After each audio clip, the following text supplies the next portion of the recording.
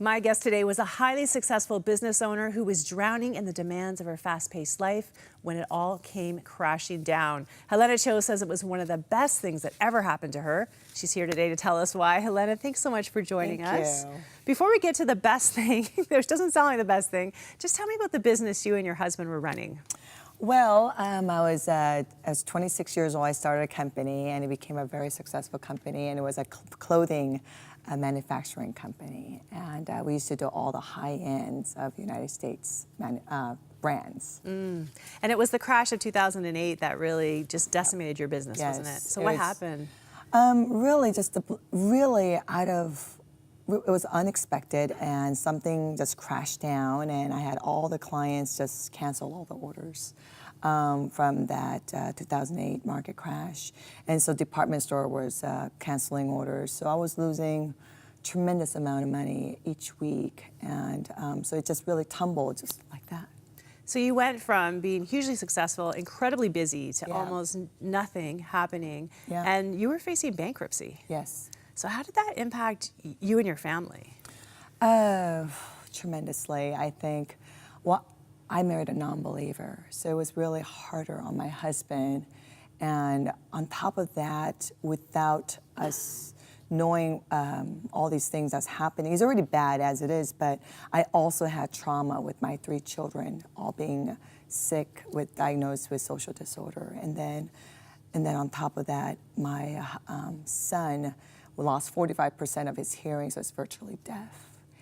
And when you have God as money and as the business became your identity, and my husband doesn't know God, well, his world tumbled. And he was completely broken. And he had anxiety attacks, even on a freeway. So it was devastation to something that I could never fathom. It was bankruptcy, losing our children going through health issues, and then I also had my husband going through health issues. I was going through the Job, the life of Job, and it was really hard, probably the hardest time of my life.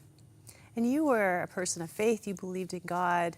How are you finding God in this moment, this terrible moment of your life?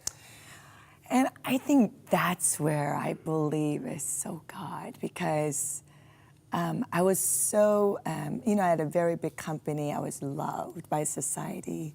I was surrounded by celebrities, all the glamour of wealth and all that I was surrounded. But when all that's gone and your friends leave you, everything that was you is gone.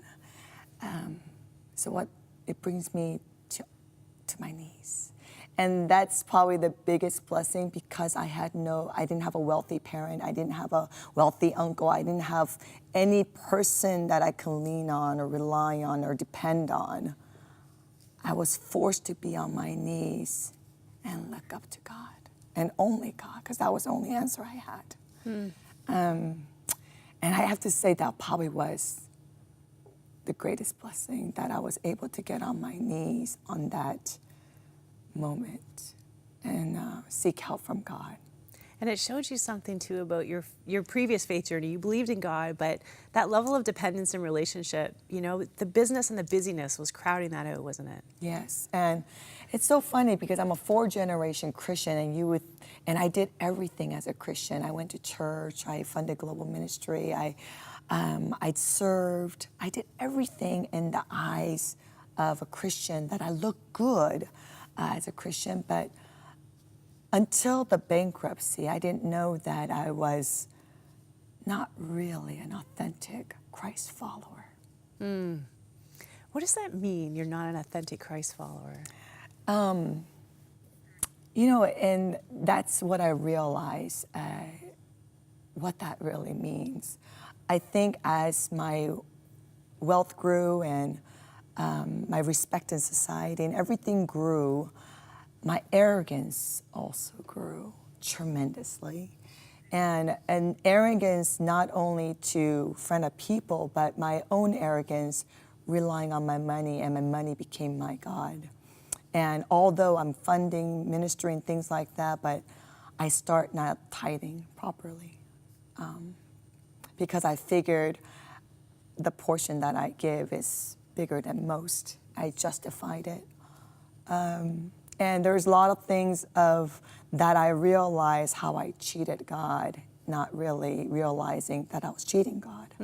And so that's kind of what I really realized, that I thought all the money was mine.